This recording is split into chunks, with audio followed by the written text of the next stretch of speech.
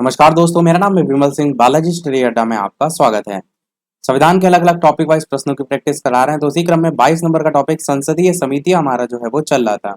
पहला पार्ट इससे पहले हमने देखा था, जिसमें 23 प्रश्न हमने देखे थे। साइड में आई बटन में पिछला वाला वीडियो मिल जाएगा। आज हम देखेंगे इसका सेकंड पार्ट। तो बाकी बचे हुए 23 प्रश्न यानी कि 24 से लेकर के 46 तक हम प्रश्न देखेंगे। एक प्रश्न लास्ट में हम आपसे भी पूछेंगे। तो चलिए शुरू करते हैं प्रश्न नंबर 24 से, संसदीय समितियां। तो 24 नंबर का प्रश्न है, निम्नलिखित में से वह प्राधिकारी कौन सा है जो भारत की समेकित निधि से राज्यों के राजस्व सहायता अनुदान पर लागू होने वाले जो सिद्धांत है उनकी सिफारिश करता है? लोक लेखा समिति, केंद्रीय वित्त मंत्रालय, वित्त आयोग या फिर अंतरराज्यीय परिषद? तो बताना है आपको इनमें से कौन सा जो है आपका सही होगा। बताना आपको यह है कि इनमें से वह प्राधिकारी कौन सा है जो कि भारत की समेकित निधि से राज्यों के राजस्व सहायता अनुदान पर लागू होने वाले सिद्धांतों की सिफारिश करता है।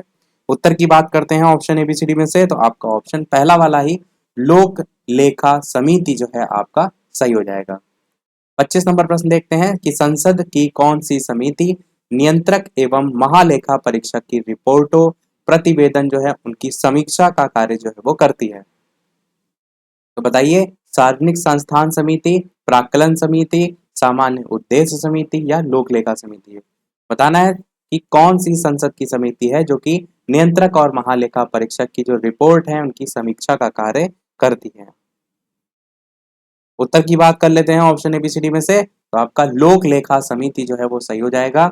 और मैंने बताया था लोक लेखा समिति जो है इसे हम पीएसी कहते हैं, पब्लिक अकाउंट्स कमेटी, जो कि भारतीय संसद के कुछ चुने हुए सदस्यों वाली समिति है जो भारत सरकार के जो खर्चे होते हैं उनकी लेखा परीक्षा, ऑडिटिंग जिसे हम कहते हैं, वो जो है वो करती है।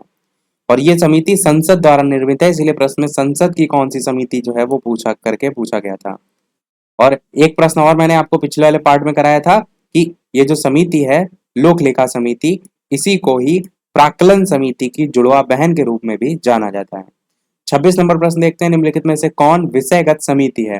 कृषि समिति, पर्यावरण एवं वन समिति, विज्ञान एवं प्रौद्योगिकी समिति या फिर सभी?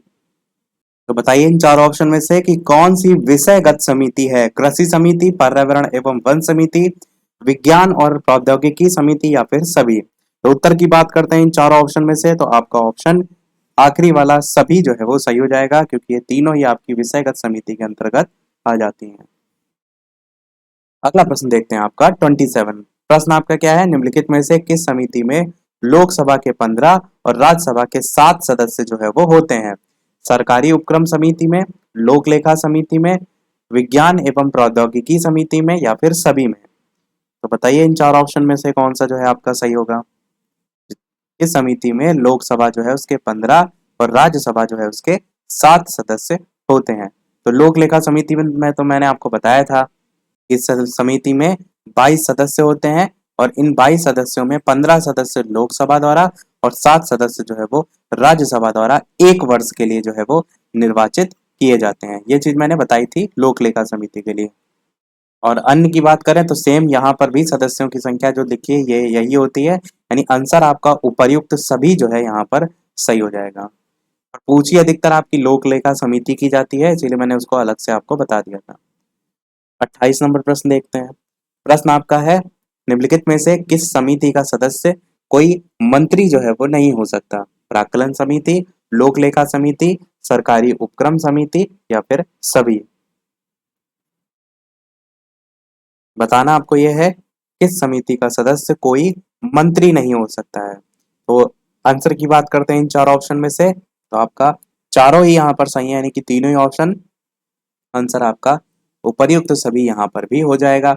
प्राक्कलन समिति भी, लोक लेखा समिति भी और सरकारी उपक्रम समिति का सदस्य कोई मंत्री जो है वो नहीं हो सकता है। अगला प्रश्न देखते हैं आपका 29 की लोकसभा अध्यक्ष किस समिति का पदेन अध्यक्ष होता है? इंपॉर्टेंट क्वेश्चन है। बताइए, प्राक्कलन समिति, लोक लेखा समिति, नियम समिति या फिर विशेषाधिकार समिति? कौन सा इनमें से जो है वो सही होगा? लोकसभा अध्यक्ष किस समिति का पदेन अध्यक्ष जो है वो होता है? आंसर की बात करते हैं ऑप्शन एबीसीडी में से, तो आपका नियम समिति जो है यहाँ पर सही हो जाएगा। नियम समिति जो है इसका लोकसभा अध्यक्ष जो है वो पदेन अध्यक्ष होता है। अगला प्रश्न है आपका 30 नंबर कि विधेयक जो है उन पर जो प्रवर समिति है उनमें सदस्यों की अधिकतम संख्या कितनी तक हो सकती है? 15, 20, 30 या फिर कोई निश्चित जो है वो नहीं है। विधेयक जो है उन पर प्रवर समितियों में सदस्यों की अधिकतम संख्या कितनी तक जो है वो हो सकती है? आंसर की बात करते हैं तो इसमें कोई भी निश्चित जो है वो नहीं रखी गई है। आपका डी वाला ऑप्शन यहाँ पर जो है वो सही होगा। अगला प्रश्न देखते हैं 31। बताइए इन चार ऑप्शन में से कौन सा सही होगा? अनुसूचित जाति और जनजातियों की कल्याण संबंधी समिति में लोकसभा एवं राज्यसभा के क्रमशः कितने सदस्य होते हैं? 15-7, 20-10, 15-10 या फिर 30 और 15? तो चलिए उत्तर की बात करते हैं ऑप्शन एबीसीडी में से। तो लोकसभा में अगर सदस्यों की संख्या की बात करें तो आपके 20 होते हैं और जो राज्यसभा है इसमें जो है वो 10। तो उस आधार पर बी वाला ऑप्शन आपका जो है वो सही हो जाएगा।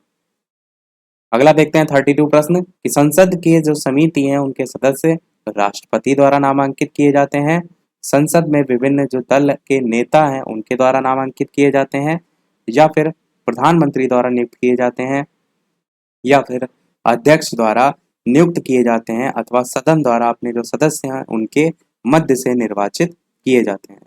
तो बताइए इनमें से कौन सा जो है आपका सही होगा? संसद की जो समितियों के सदस्य हैं उनके संदर्भ में पूछा गया है। चलिए उत्तर की बात कर लेते हैं। तो आपका ऑप्शन डी वाला यहाँ पर सही होगा। अध्यक्ष द्वारा नियुक्त किए जाते हैं अथवा सदन द्वारा अपने जो सदस्य हैं उनके मध्य से निर्वाचित किए जाते हैं। तो इनमें से दोनों में से अप्लाई जो है आप कर सकते हैं। 33 प्रश्न है संसदीय समितियों के गठन का उद्देश्य क्या होता है? चार ऑप्शन दे रखे हैं। पहला उद्देश्य कह रहा है कि विधि निर्माण की प्रक्रिया को तेज करना होता है। दूसरा कह रहा है तकनीकी और उलझे हुए जो विधेयक है उन पर विशेष रूप से विचार करना होता है। तीसरा कह रहा है कि संसद के सदन जो है उनके द्वारा विचार करने के पूर्व ही विधेयक का परीक्षण करना होता है, या फिर सभी उद्देश्य होते हैं। तो आपको ये मैंने बताए थे एक प्रश्न के एक्सप्लेनेशन में, ये सभी उद्देश्य डी वाला आपका यहाँ पर आंसर जो है वो हो जाएगा।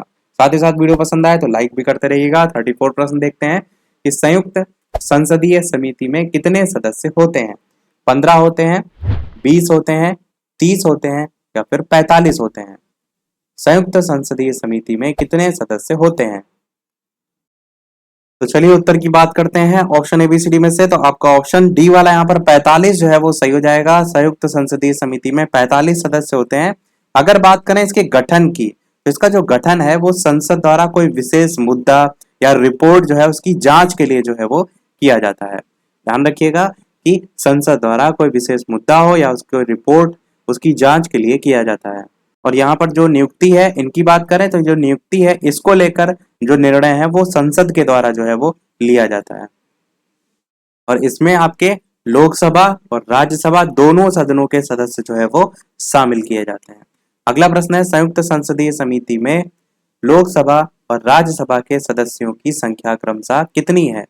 30-15, 25-20 या फिर 35-10 या फिर 20-25? बताइए इनमें से कौन सा जो है सही होगा?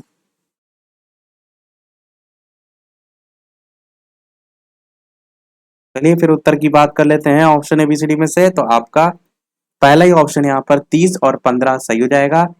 30 और 15 जोड़ेंगे 45 हो जाएगा। टोटल मैंने ऊपर 45 बता दिया था, और ये भी आपको बता दिया था लोकसभा राज्यसभा जो है इनके सदस्य भी इसमें होते हैं। तो लोकसभा के सदस्य 30 हो जाएंगे और राज्यसभा के जो है वो 15। ए वाला आपका ऑप्शन सही हो जाएगा।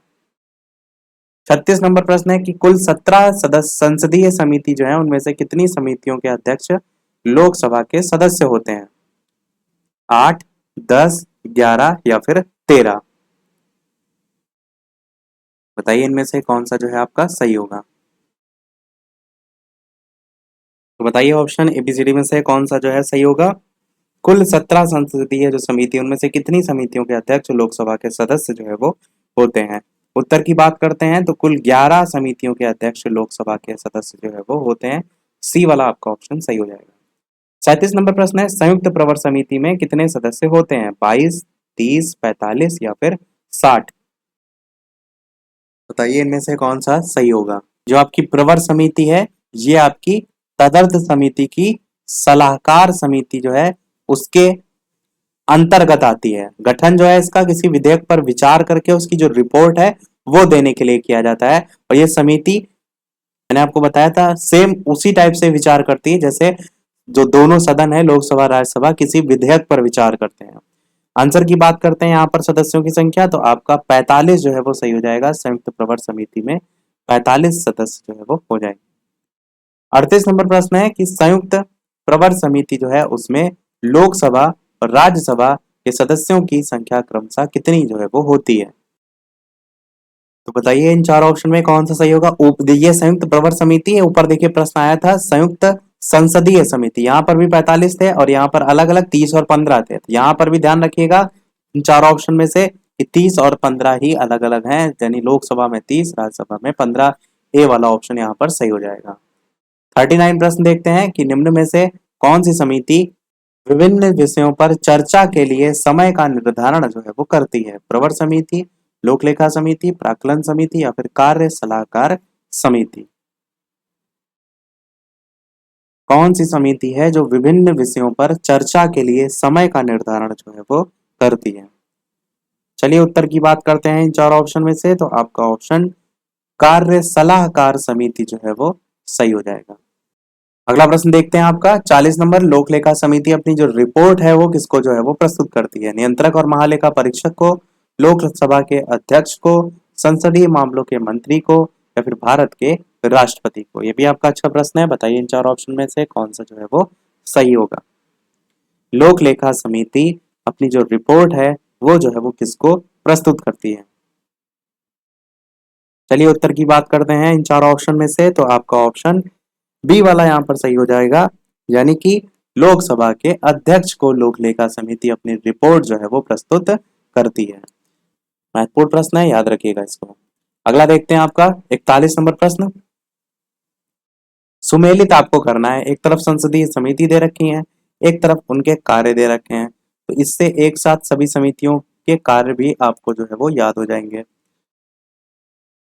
चारों ऑप्शन में आपको इस टाइप से दिखा देता हूं, अब आपको चारों ऑप्शन दिख रहे हैं। तो प्रवर समिति जो है इसका क्या कार्य होता है। प्रवर समिति मैंने आपको बताया था वित्त की समीक्षा करना और परिवर्तन का सुझाव देना, यानी कि सेकंड वाले से आपका जो है ये मैच कर जाएगा। लोक लेखा समिति मैंने कितनी बार आया आपको बताया कि सरकारी पैसा सही ढंग से खर्च हुआ है या नहीं, इसकी परीक्षा करना जो है ये लोक लेखा समिति में आता है। बचा आपका पहला प्राक्कलन समिति, जो कि बजट जो है इसमें विभागीय व्यय की जांच करना जो है वो आता है। तो आंसर इन चार ऑप्शन में से डी वाला आपका सही हो जाएगा, 2 3 1 ये आपका जो है वो हो जाएगा। देखते हैं हमारा अगला प्रश्न 42 कि लोक लेखा समिति जो है अपनी रिपोर्ट किसे जो है वो सौंपती है। राज्यसभा के सभापति को, लोकसभा अध्यक्ष को, केंद्रीय वित्त मंत्री को या फिर इनमें से कोई नहीं। तो ऊपर अभी प्रश्न आया था सेम यही, बस ऑप्शन थोड़े से चेंज कर दिए गए थे। तो बताइए इनमें से कौन सा जो है वो सही होगा। चलिए बात कर लेते हैं उत्तर की, तो लोकसभा अध्यक्ष जो है वो बिल्कुल सही हो जाएगा कि लोक लेखा समिति अपनी जो रिपोर्ट है वो लोकसभा अध्यक्ष को सौंपती है। 43 प्रश्न आपका कि निम्न में से कौन सा सार्वजनिक व्यय पर संसदीय नियंत्रण का अंग जो है वो नहीं है। लोक लेखा समिति, भारत का नियंत्रक एवं महालेखा या फिर प्राक्कलन समिति या फिर सार्वजनिक उपक्रम समिति। तो प्रश्न आपका है कि कौन सा सार्वजनिक व्यय पर संसदीय नियंत्रण का अंग जो है वो नहीं है। लोक लेखा समिति, भारत का नियंत्रक और महालेखा या प्राक्कलन समिति या फिर सार्वजनिक उपक्रम समिति। आंसर की बात करते हैं तो आपका भारत का नियंत्रक और महालेखा जो है बिल्कुल सही हो जाएगा, क्योंकि सार्वजनिक व्यय पर संसदीय नियंत्रण का अंग जो है वो नहीं है। अगला प्रश्न देखते हैं आपका 44 की प्राक्कलन समिति के जो सदस्य हैं वो केवल लोकसभा में चुने जाते हैं, केवल राज्यसभा में चुने जाते हैं, लोकसभा और राज्यसभा दोनों से चुने जाते हैं या फिर लोकसभा के अध्यक्ष द्वारा नामित किए जाते हैं। तो बताइए इनमें से कौन सा जो है आपका सही होगा। प्राक्कलन समिति के सदस्य जो हैं वो इनमें से किसके द्वारा जो है वो चुने जाते हैं। चलिए उत्तर की बात कर लेते हैं, तो आपका पहला ही ऑप्शन केवल लोकसभा से चुने जाते हैं, ये जो है वो सही हो जाएगा। देखते हैं सेकंड लास्ट प्रश्न। स्टार्टिंग मैंने बताया था 46 प्रश्न हम देखेंगे, एक प्रश्न हम आपसे भी पूछेंगे। 45 नंबर प्रश्न है कि भारतीय महानियंत्रक और महालेखा परीक्षक किसके लिए एक मित्र, दार्शनिक और मार्गदर्शक के रूप में कार्य करता है? लोक लेखा समिति, प्राक्कलन समिति, वित्त मंत्रालय या फिर लोक उपक्रम समिति। भारतीय महानियंत्रक और महालेखा परीक्षक किसके लिए एक मित्र, दार्शनिक और मार्गदर्शक के रूप में कार्य करता है? आंसर की बात करते हैं इन चार ऑप्शन में से, तो प्राक्कलन समिति यहाँ पर भी जो है आपका सही हो जाएगा। प्राक्कलन समिति के लिए जो है इस प्रकार से कार्य करता है। देखते हैं हमारा अगला और इस वीडियो का लास्ट प्रश्न। इसके बाद एक प्रश्न हम आपसे भी पूछेंगे। वीडियो अभी तक आपने लाइक ना किया हो, सभी लोग वीडियो को लाइक भी करते रहिएगा। इसी प्रकार अच्छे अच्छे प्रश्न हम प्रैक्टिस करते रहें। चैनल पर नए हो सब्सक्राइब करके जुड़ जाइएगा। टेलीग्राम चैनल से ना जुड़े हो, लिंक आपको डिस्क्रिप्शन में मिल जाएगी। बालाजी स्टडी अड्डा सर्च करके भी जुड़ सकते हैं। प्रश्न आपका है, भारत में संसद की जो वित्तीय समितियां हैं वो निम्नलिखित में से जो है वो कौन सी है? लोक लेखा समिति, प्राक्कलन समिति, लोक उपक्रम समिति। मैंने आपको पूरा कैटेगराइज करके बताया था किसमें कौन सी आती है। तो बताइए, पहला तीसरा, पहला दूसरा, दूसरा तीसरा, पहला दूसरा तथा तीसरा। पहले वाले पार्ट में लगभग इससे रिलेटेड सारी चीजें बता दी थी, इसीलिए हम डायरेक्ट अब प्रश्न ही जो है वो देख रहे हैं। चलिए उत्तर की बात कर लेते हैं। इन चारों ऑप्शन में से कौन सा सही होगा? तो आपका ऑप्शन लोक लेखा समिति भी आता है वित्तीय समितियों में, प्राक्कलन समिति भी और लोक उपक्रम समिति भी, यानी आंसर डी वाला आपका जो है वो सही हो जाएगा। तीनों ही आपकी वित्तीय समितियां जो है उसके अंतर्गत आ जाएंगी। तो सभी प्रश्न समाप्त हुए। अब देख लेते हैं वो प्रश्न, जैसे कि सभी वीडियो में हम आपसे एक ना एक प्रश्न पूछते हैं। तो इस वीडियो का आपके लिए प्रश्न है जिसका आंसर आपको वीडियो के मेन कमेंट में बताना है कि भारतीय संविधान के किस भाग में संघीय न्यायपालिका का उल्लेख है? भाग 2 में, भाग 3 में, भाग 4 में या फिर भाग 5 में? ऑप्शन ABCD में से अपना आंसर वीडियो के मेन कमेंट में बताइएगा। लाइव टाइमिंग दो है दोपहर के 3 बजे, शाम के 8 बजे, तो लाइव आकर भी वीडियो आप देख सकते हैं। तो मिलते हैं फिर अगले वीडियो में कुछ नए प्रश्नों के साथ, नए टॉपिक के साथ। तब तक के लिए नमस्कार, जय हिंद।